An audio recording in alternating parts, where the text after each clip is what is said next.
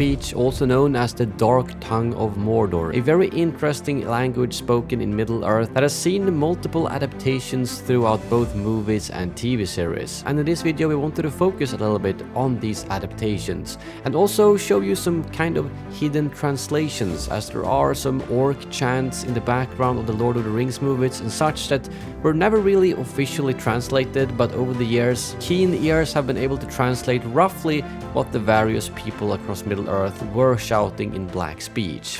The interesting thing is that when Tolkien created this language, he had the intention of making it very harsh and ugly. It was supposed to be the language Sauron created to unify all servants of Mordor. And there's basically two versions of the language: the ancient pure forms used by Sauron himself and the more debased modern forms spoken at the end of Third Age. But since Tolkien didn't really like this language and thought it was unpleasant in his own mind, it's one of the more incomplete languages in the Tolkien universe, and only about 50 words has an official translation from Tolkien. One example of this is of course the inscription on the One Ring, which is considered what I earlier mentioned as black speech. The famous phrase durbatulûk, krimpatul, thrakatulûk, burzum-ishi, gimbatul. One ring to rule them all.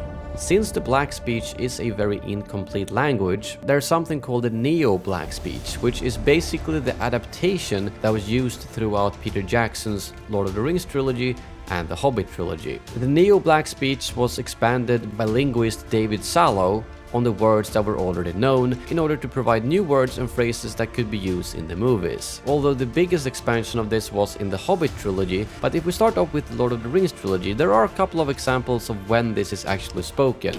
First of all, in the extended scene of Elrond's Concil, Gandalf actually recites black speech in the middle of the discussion, and the interesting part here is that you can actually hear Sauron reciting the missing ring verse in the background, something you might not have noticed when you watch it the first time. So here's actually Gandalf's black speech and Sauron's recitements in the background with the English translation on the screen as well.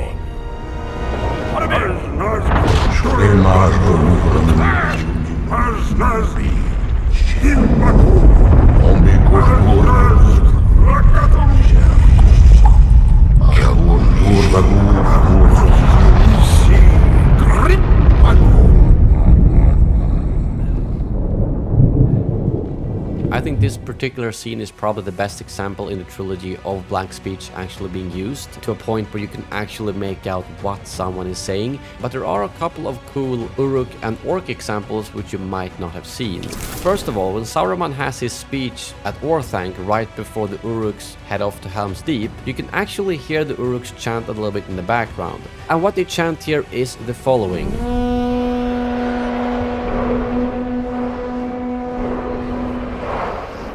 It's a little bit hard to confirm every single word, but based on some of the research I've found online, as well as some information about what the actual people recording these chants were supposed to say, this is as close as we will get to the real phrase. And I had to explain to the crowd what we were doing and get them to chant the black speech, looking at the words flashing up on the screen. It basically translates to Hail Sauron, Lord of the Ring, Lord of the Earth. Ziggurat could also mean the wizard, so it could be referring to Saruman in this case, not Sauron. But like I said, a lot of the black speech in the movies are not directly word by word from Tolkien's few translations, but more an adaptation of it. Another example of this, which is my personal favorite, are the orcs at Minas Tirith. When they are chanting, you can actually hear pretty clearly that they say the following.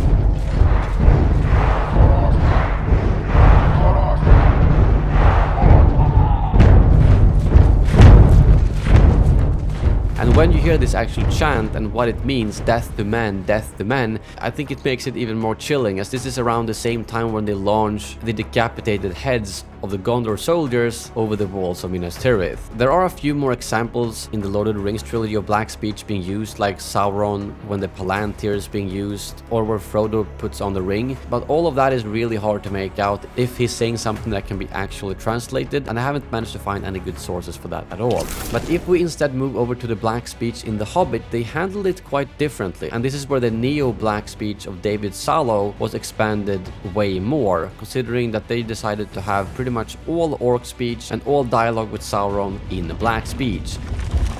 Zatraka Zatraka Snakunak Mod ekinskelu. Utmunakash Zandavagashlangum. Tolo Sabala. So obviously you already know all the translations for this since it was officially subtitled throughout the movie, but nevertheless I really like that they did this in The Hobbit because the black speech just sounds menacing and really adds a lot to the characters, especially the parts where Sauron speaks black speech. And there's some really good material of this showing how Benedict Cumberbatch practiced to learn black speech. Here's a clip of him just speaking the raw version of Sauron's dialogue.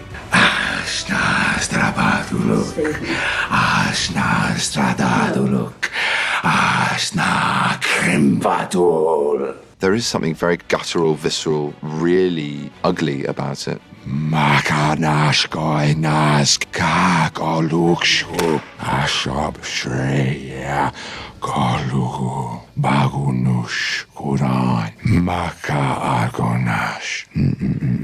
And as you can hear, he does a phenomenal job with this, and even without all the sound effects and stuff that was added to make it sound like Sauron was talking from the abyss, it still sounds rough, it still sounds menacing and kind of scary, just based on Benedict's performance. In the end, I think it was a really good move to have the black speech be the primary language of the bad guys in The Hobbit, as it really added another level to the immersion. And lastly, we do also have some black speech in Rings of Power, and even though there's a lot of things I don't like in Rings of Power, the way they handled the orcs and Adar is something that I thought was really good. And one of the more epic moments in Rings of Power is when they're doing the Nampat-scene chant and they're about to lay siege on the tower.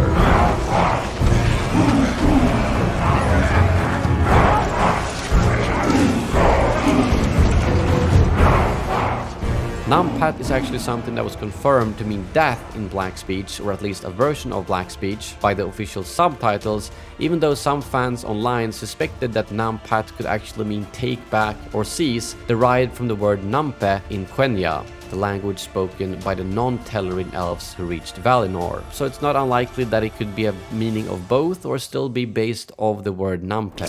Overall, I think the adaptation of black speech in all the live action so far have been really interesting, and I hope it's something we're gonna see more of moving forward, whether it's in the new Gollum movie or Rings of Power Season 2. But if you're enjoying these kind of Middle-earth deep dives, consider hitting that subscribe button below, as we're here to cover all things Middle-earth, news, behind-the-scenes material, or just interesting facts. Thank you very much for watching, and as always, may the orcs be with you.